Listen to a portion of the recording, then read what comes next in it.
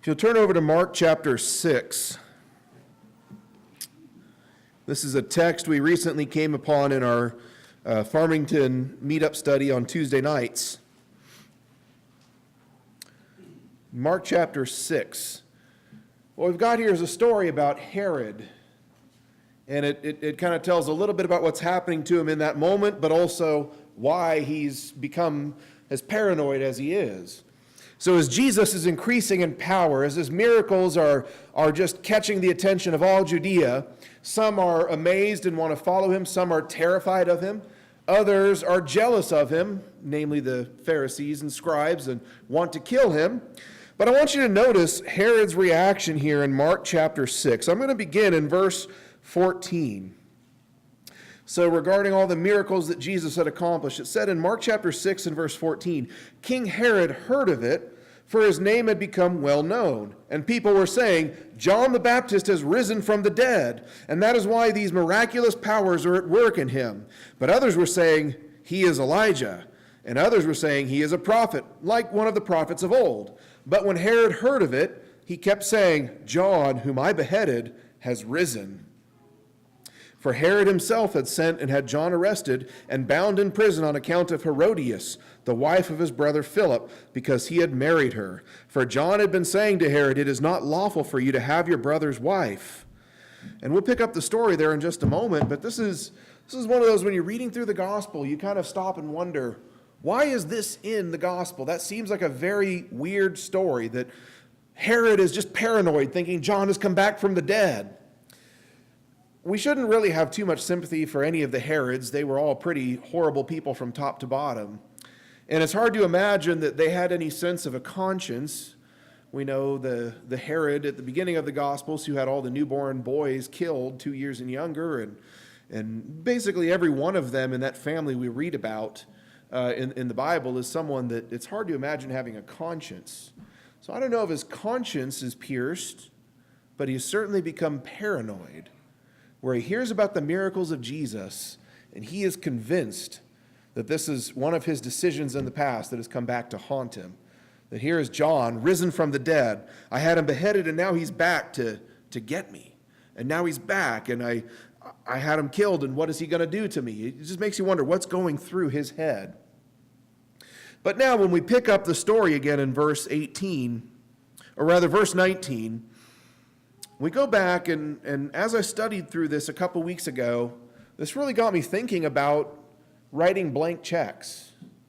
So this is going to be a applicable lesson, but with one specific point I want to make. And we'll look at a few other examples that parallel Herod and the dilemma he finds himself in. But there's really one specific scenario I want to describe here, and I think we all put ourselves in this situation at different points in our lives, where we write a blank check to somebody, we make a promise without really thinking it through, and then when it comes time to pay on that promise, we regret. We realize we might have been too presumptuous, or we might not have thought that through. What do we do in those situations? So let's go back now to Mark chapter 6, and let's read the rest of the story, and let's see why Herod is having these horrible thoughts about John being risen from the dead. Verse 19 of Mark chapter 6, and Herodias had a grudge against him and wanted to put him to death and could not do so, for Herod was afraid of John, knowing that he was a righteous and holy man, and kept him safe. I believe the other accounts suggest that he was also afraid of the people, that if he killed John, the people would be upset about it. So there are probably multiple reasons why, but on one level, Herod recognized this man has very powerful abilities. And you don't have this kind of power unless you're a righteous man, unless God is working through you. He was smart enough to at least recognize this about John, and he was afraid. Herod was afraid of John. He knew he was righteous and holy, and so he kept him safe. And when he heard him, he was very perplexed, but he used to enjoy listening to him. And I think that describes a lot of Christians in the world today, a lot of so-called Christians in the world today. They recognize that Jesus is someone special. They're perplexed by what he says, but they kind of enjoy listening to parts of his message.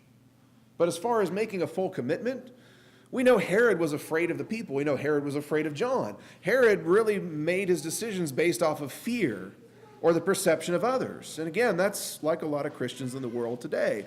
We're perplexed by Jesus. We'll listen to it with interest and amusement, perhaps, but we're afraid of what the world will think if we really do everything he asks of us. So, like I said, I don't want to suggest we should have too much sympathy for Herod, but I think when we read his story, we can see where he's coming from, sadly, and maybe relate to it, sadly, in some ways. Verse 21, it says, "A strategic day came when Herod, on his birthday, gave a banquet for his lords and military commanders and the leading men of Galilee. And when the daughter of Herodias herself came in and danced, she pleased Herod and his dinner guests. And the king said to the girl, 'Ask me for whatever you want, and I will give it to you.' And he swore to her, 'Whatever you ask of me, I will give it to you, up to half of my kingdom.'"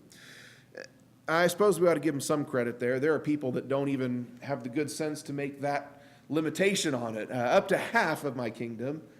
A lot of people just say whatever you want, and then people take. Or say, okay, if you're offering whatever, I'm going to take whatever I can get from you. At least he had the good sense to say up to half. But this is a ridiculous offer. He is promising something ridiculous, something extreme. It is just something unbelievable, simply because she was enticing and beautiful as she danced. And she went out, verse 24, and said to her mother, "What shall I ask for?" And she said, "The head of John the Baptist." And just stop right there. What kind of woman does that to her daughter and says, "Why don't you go ask for the head of somebody?" I don't know how old her daughter was, but that sounds like kind of a traumatic thing to do to your daughter. She could have benefited personally out of this. She could have gotten wealth or money or power or something. I mean, not that those are good goals, but compared to asking of your daughter to get the head of somebody. I mean, I had to stop right there and say, who puts their child up to this? So that tells you a lot about Herodias right there. She says, "Ask for the head of John the Baptist." And immediately she came in haste before the king and asked, saying, "I want you to give me right away the head of John the Baptist on a platter." Do you recognize this? This is one of the themes of Mark, by the way, this word immediately. Go back and read the book of Mark this week, and you'll see that word immediately jump off the page every couple of verses. And then immediately this, and then Jesus did this, and immediately after he did that. And it tells you kind of the quick pace of things, and that's what it says here. Immediately she came in haste, before she really had time to think it through. And then she puts him on the spot and says, "I want you to do this before you can even really think it through. Everybody's watching. Everybody heard you make a promise and swear that vow and make an oath to me. So before you even have time to think about it, right away, give me the head of John the Baptist on a platter." And although the king was very sorry, yet because of his oaths and because of his dinner guests, he was unwilling to refuse her. And immediately the king sent an executioner and commanded him to bring back his head. And he went and had him beheaded in the prison, and brought his head on a platter and gave it to the girl, and the girl gave it to her mother. And when his disciples heard about it, they came and took away his body and laid it in a tomb. That's a sad end for the cousin of Jesus, the forerunner, the man who came with the spirit and power of Elijah, a man of prophecy.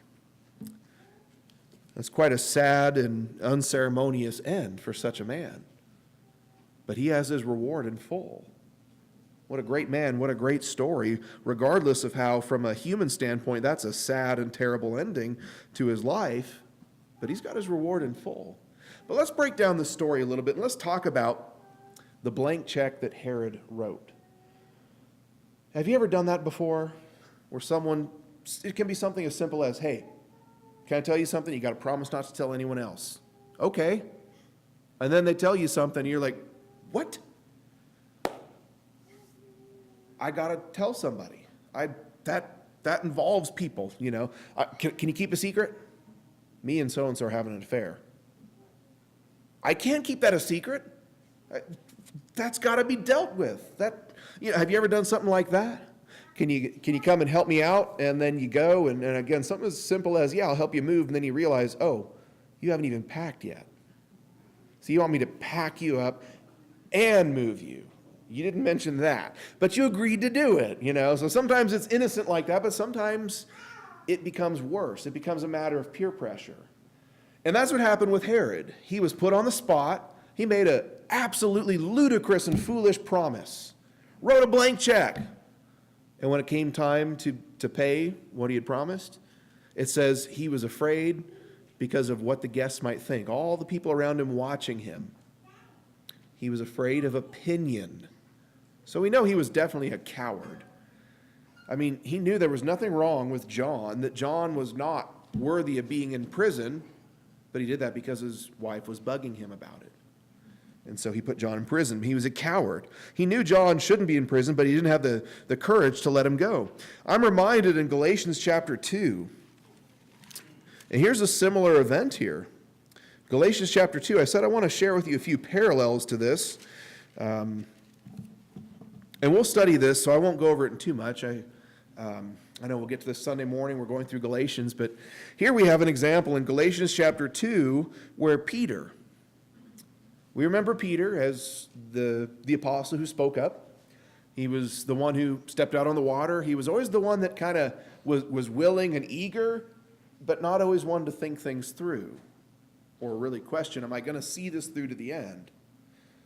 But he was always the first, and so I admire him for his eagerness. He was the first to preach to a Gentile and baptize a Gentile and kind of open up that door in the book of Acts, chapter 10. That same Peter, the first to go and baptize a Gentile who was not a proselyte Jew, it says here in chapter 2 of Galatians, verse 11, but when Cephas, and that's Peter, by the way, just a different name, came to Antioch, I opposed him to his face because he stood condemned. For prior to the coming of certain men from James, he used to eat with the Gentiles.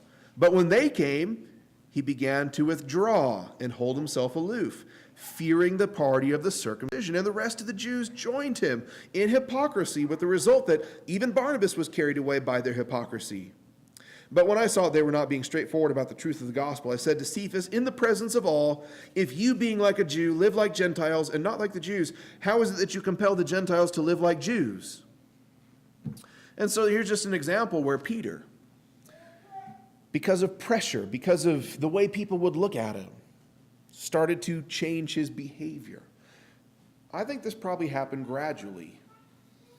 I think this is something that these situations often happen gradually, but here again is an example where Peter puts himself in this dilemma where he knows he's not doing the right thing, because prior to this he was eating with Gentiles and didn't seem to have a problem with it, but now he is keeping aloof from them because he was afraid of the perception among the Jewish Christians, how that would look.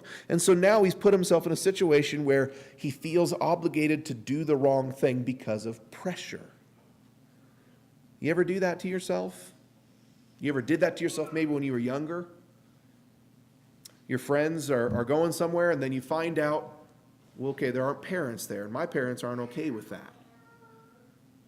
But I don't want to look like the one who's lame. I don't want to look like the one who's afraid to have fun. I'm not planning on getting into trouble there. And so you go along with it. And you put yourself in this situation where now you're starting to feel pressure to do the wrong things. You feel obligated. You put yourself under an obligation to do something you feel is wrong because of the pressure of other people. And I can give a few other examples. In 1 Samuel chapter 14, Saul did this.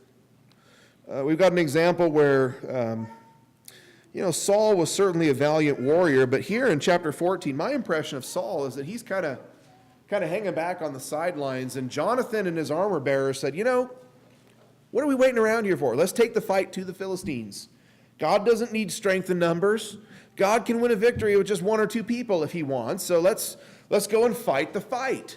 And so Jonathan and his armor bearer go out and they start tearing up the Philistines, and they start killing them and causing this uproar, and all of the hundreds of soldiers with Saul are wondering what's going on over there. They take a roll call and they find out that Jonathan's missing, and Saul makes this very hasty vow and puts all his soldiers under. Says, if anybody eats food before this day is over and I have not avenged my enemies, he will be cursed. And so in verse 27 of 1 Samuel 14, it says, Jonathan had not heard when his father put the people under oath. Therefore he put out the end of his staff that was in his hand and dipped it in the honeycomb and put his hand to his mouth, and his eyes brightened. Then one of the people answered and said, your father strictly put the people under oath, saying, cursed be the man who eats food today. And the people were weary. And Jonathan said, my father has troubled the land. See now how my eyes have brightened because I tasted a little bit of this honey? How much more if only the people had eaten freely today of the spoil of their enemies, which they found, for now the slaughter among the Philistines has not been great. He says, that was a foolish mistake on my father's part. Because, soldiers need to keep up their strength in battle. Food is something you shouldn't deprive yourself of when you're fighting for your life. So that was a foolish thing my father did. And so later on in this chapter, they cast lots because God isn't answering Saul. And he says, somebody violated the oath I put us under. The lot falls to Jonathan, and Saul says, I'm sorry, Jonathan, we're going to have to kill you. We're going to have to put you to death because I made this promise to God. And all the people kind of gathered around Jonathan and said, nothing's going to happen to Jonathan today. That was a foolish vow to make in the first place. You see, Saul, again, wrote this blank check. He just kind of made this foolish vow without really thinking about it. No, food is something soldiers need. Jonathan didn't hear about it. So Jonathan, in complete innocence, ate food because he said, I'm hungry. I'm fighting the Philistines. I need to regain my strength. And so I guess Saul felt, I need to follow through on my promise. So he found himself in a situation where I guess the thing to do would be kill his own son. Again, he kind of wrote that blank check, and then when the payment came due, he realized, I'm not actually willing to pay this. And then probably one of the most cringeworthy examples is in Judges chapter 11. Here we've got Jephthah. And I used to do a lot of this where I'd look at something in the Bible that somebody did that just makes you cringe, and I'd try to spin it in the best way I could. Like, well, he wasn't really meaning to do that, and I've stopped doing that because the people in the Bible were flawed. Some of them very flawed. I think Jephthah was a very flawed person. I don't need to try and whitewash his story or spin it to make him look better. I think he was a pretty bad person. He did some good things, but in Judges chapter 11, in verse 30, now Jephthah was a judge, and he only lasted, I think, for 6 years, so he wasn't really the most successful judge out there. And then after him, he kind of set a trend where the next 2 or 3 judges after him tried to be a king, basically. Having as many children with as many wives as they could to establish a dynasty. And so this represents a pretty low point, even for the book of Judges. But in Judges chapter 11, in verse 30, and Jephthah made a vow to the Lord and said, if thou wilt indeed give the sons of Ammon into my hand, then it shall be that whatever comes out of the doors of my house to meet me when I return in peace from the sons of Ammon, it shall be the Lord's, and I will offer it up as a burnt offering. Well, he just meant whatever animal, but we know as we read the story that when he wins, it says in verse 34, when Jephthah came to his house at Mizpah, behold, his daughter was coming out to meet him with tambourines and with dancing. Now she was his one and only child. Besides her, he had neither son nor daughter. And it came out when he saw her that he tore his clothes and said, alas, my daughter, you have brought me very low, and you are among those who trouble me, for I have given my word to the Lord, and I cannot take it back. I have to do the right thing and follow through on my ridiculous promise that I made. So first of all, we know God does not like human sacrifices. This was a stupid vow to make from the very beginning. I want to suggest to you that this probably wasn't the way I used to think of it. Whatever comes out of my house. And he was thinking, whatever animal. And then his daughter walks out and he's like, I didn't even think about that. Whoops, well, now I'm stuck. I think he was really just saying in the extreme, whichever person. Notice what it says here. Again in verse 31, it shall be that whatever comes out of the doors of my house to meet me. That's a goat. First of all, animals that you sacrifice, goats, sheep, rams, bulls, whatever, they don't live in your house. And they don't come up and greet you like this. You can make the case that maybe a dog does when it comes up and wags its tail, but I don't know, the language here sounds to me like whatever comes and welcomes me, as in whoever comes and welcomes me. That's the way it reads to me, like this is a person. And I think Jephthah was just making a ridiculous vow to begin with. One other thought here. In Leviticus chapter 5, another reason why I don't think, if he intended animal, he would just wait for the first animal. If he made a mistake and just worded it wrong or foolishly, I should have said whatever animal instead of just whatever, and I made a mistake in how I worded it. If that's the case, he could have gotten out of it. In Leviticus chapter 5 and verse 4, it says, if a person swears thoughtlessly with his lips to do evil or to do good, in whatever matter a man may speak thoughtlessly with an oath, and it is hidden from him, and then he comes to know it, he will be guilty in one of these. So it shall be when he becomes guilty in one of these that he shall confess that in which he has sinned. He shall also bring his guilt offering to the Lord for his sin which he has committed, a female from the flock, a lamb or a goat as a sin offering. So the priest shall make an atonement on his behalf for his sin. It says you make a foolish vow, you didn't really think it through, and then you come to realize, oh, I really worded that poorly. It says you can get out of it with a sin offering. So I think Jephthah is just one of the most cringeworthy examples in all the Bible. He just made a horrible promise to God, and it's kind of sad. He had this great military victory, but it says after that every year the daughters of Israel used to mourn for Jephthah's daughter. And so what should have been a great victory that was celebrated became an event where people were just sad that day every year. And so we just have a horrible example here. He put himself in a situation that he shouldn't have been in the first place. Now this can happen in the other sense. In Luke chapter 10, we've got the Good Samaritan, and we know what happens there. It's a way of Jesus to illustrate the principle of the greatest command. Love God and love your neighbor. Well, who is my neighbor? Well, let me tell you a story. You've got this guy who's beat up and left on the side of the road for dead, and a Levite and a priest, and people that should have helped him came by and just walked on past. And then a Samaritan comes, and what does the Samaritan do? Bandages his wounds, puts him on his own animal, leads him into a town, puts him up in an inn, and then what does he say? Whatever cost he incurs, put that to my account. He's kind of writing a blank check there. This one's a different example, though. This is where I can put you at ease a little bit. Sometimes you promise to do good, and this is like when you offer to help somebody move and you realize this is more than I thought. It's okay. Sometimes you get defrauded. Sometimes you end up, maybe I didn't think this through, but if you had good intentions and you're not doing something sinful, just remember your reward in heaven is there. He could have come back to the inn weeks later and found this guy, emptied the little mini fridge and got all the room service he could, and he had this huge bill. And it's one of those where it's like, maybe I shouldn't have wrote that blank check, but I put myself out there for this guy's benefit. I got ripped off, but God saw it. God knows the good you did.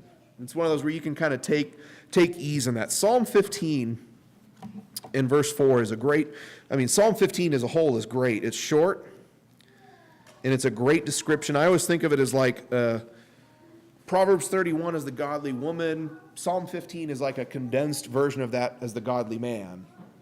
Psalm 15 in verse 4, who may abide in thy tent, who may dwell in thy holy hill? This psalm begins. Who's someone that can be close to God? And he describes, here's a person that can be close to God. Here's a person that God is pleased with. Verse 4, the last half of verse 4, he swears to his own hurt and does not change. You make a promise, and sometimes like in business, you're a contractor. You make a bid on a job and find out it's going to cost me more. You gave your word. Sometimes you just have to eat the loss. Rather than try and lie about it or try and trick the person into giving you more money, here's a man of integrity. And so, sometimes you write a blank check because you had good intentions. And that's a situation where you make a vow, you keep it. But what about when it's sinful? What about when it's like Herod or like Jephthah? When, you put yourself in a situation where now it's like, I feel like I gave my word, but if I keep my word, I'm going to be doing something wrong. What do you do in those situations? Well, let's just make a few observations from the story with Herod before we conclude the lesson tonight. The first thing I would suggest to you is avoid those kind of relationships with people, the friendships with the kind of people that will put you in these situations. This is a classic example of bad company corrupting good morals. I don't know that Herod had good morals to begin with, but when you think about this, when you look back in our text in Mark chapter 6, first of all, you just ask, is this a woman he should have been with in the first place? Now, the old law made it clear to take your brother's wife as your own was sinful, was wrong. He shouldn't have been in this relationship anyway, but just think about, what is the character of this woman? She's going to leave her husband to get what she wants. She's going to cause some hurt. She's going to cause some pain.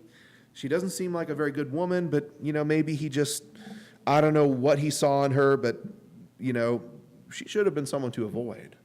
The way she manipulated her daughter to get what she wanted. She's not afraid to use people.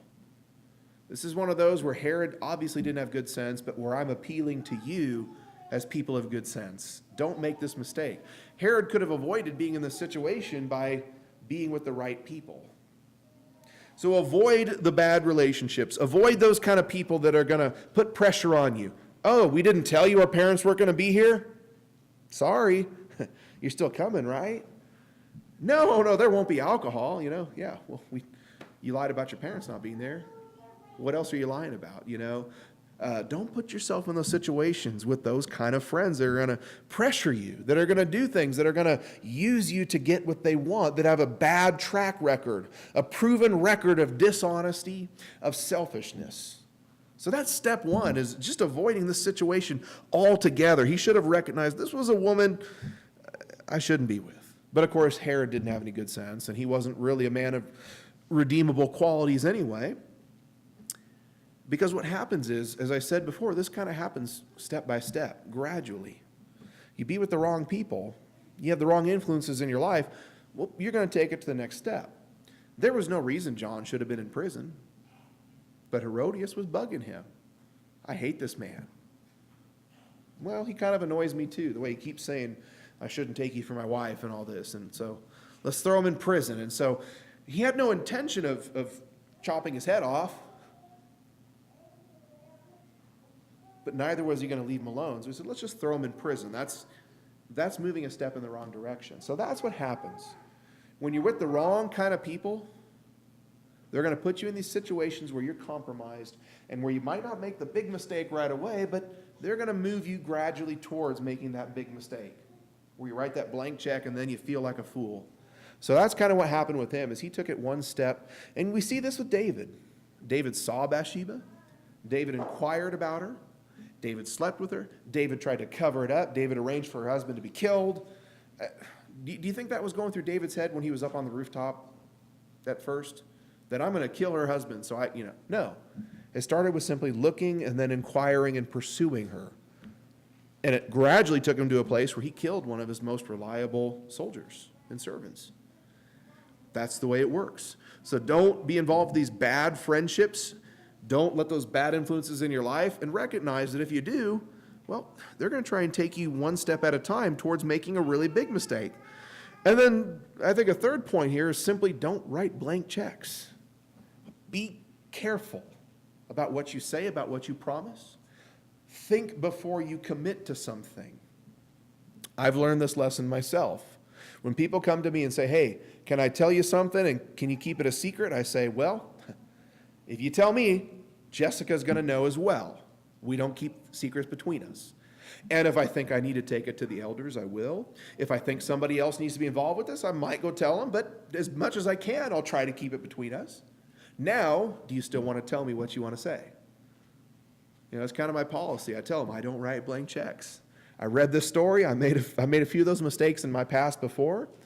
And we got to think about that too when it comes to who we spend our time with, who we allow into our home, who we marry, and things like that. We got to be thoughtful, so don't write the blank checks. But if all these steps have failed and you find yourself in this situation, I gave my word, I feel pressure from people around me, I feel like they're judging me if I don't do this, you still have a choice. You might have gave your word, and you feel like, well, I can't lie. I suggest to you, if you can't avoid this situation and you find yourself in it, don't double down on the evil. Well, I promised I'd do it, so I better. No, if it's sin, it's sin. It doesn't matter that you vowed you would do it or not. Sin is sin, and you always have the choice to say, okay, I'm going to look like a fool here. I'm going to look, people are going to make fun of me. People are going to laugh at me. I might lose some credibility because I said I would, but now I'm backing out. But if it's sin, don't do it. You always have the choice. This is what Herod should have done. And at this point, he should have said, okay, all my guests are watching me, but I can't kill an innocent man. I'm not going to. I'm sorry I promised this. Let me give you anything else. He would have looked like a fool. He might have lost his credibility. But do you remember the beginning of this story? This is John the Baptist, risen from the dead. Do you think he was sleeping well at night? I wonder if this was really bugging him. I could live with a little bit of ridicule. I could live with a little bit of embarrassment. I could live with the fact, well, I got excited, I got carried away, and I promised a little too much, but I don't want to live with the guilt of doing something I'll truly regret. You always have the choice to say, no, I was presumptuous, I was foolish. I'm sorry I made a promise, I'm sorry I said I would, but I can't. You always have that choice. So, kind of an odd story in the Bible, and it really just has one basic application, but I think we've all been there before. I hope this will help you out, especially avoiding these situations. Really think about the kind of people you allow to influence you in your life, and understand that there's always the choice to obey God. You might have said things, you might have done things that led you in a direction, but you can always stop what you're doing and say, I'm not going to do evil anymore. I'm not going to sin anymore. I'm going to listen to God. If you find yourself in that kind of situation, well, we can help you through it. We can pray with you. We can help you do what's right, regardless of what kind of blank check you might have written. But just don't put yourself in that situation. If you need prayers or encouragement, any other way we can help you come to Christ, we invite you to come forward now as we stand and sing.